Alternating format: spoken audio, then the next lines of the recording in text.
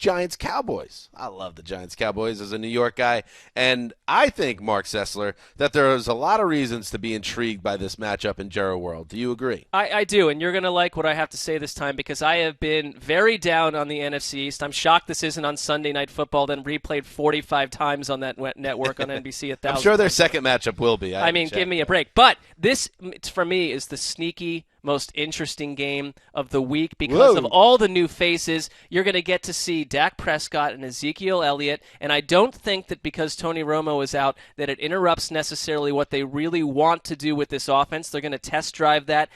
We do bold predictions every week. It's a sponsored piece that you have to kind of whip out some sort of wild prediction.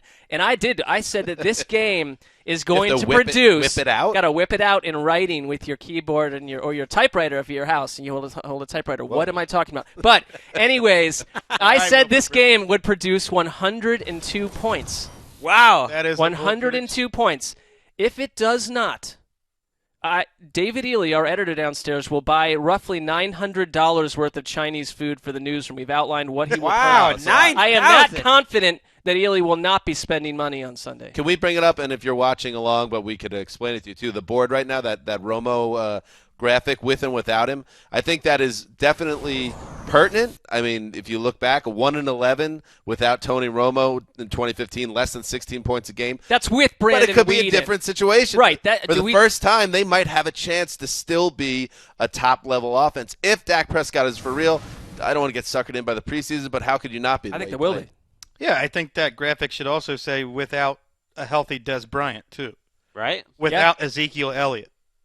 And with three of the worst quarterbacks in the entire NFL, Matt Castle, Brandon Weeden, and Kellen Moore. I don't think you put Dak Prescott anywhere near that trio of quarterbacks. You don't know how tough this matchup is, though, because on paper the Giants were one of the worst defense in the league last year, but with the defensive line changes that they made, with the secondary looking a little deeper, Eli Apple quietly had a nice preseason. Seemed like he looked like he belonged. I mean, the Giants' defense should be a lot better this year. You're saying 102 points won't be scored in this game. Saying they should be respectable. By the way, Sunday Night Football, Week 14, Giants. Called it. Don't Surprise. worry. Of course. There we go. And I'm excited. You know, Dez is my boy.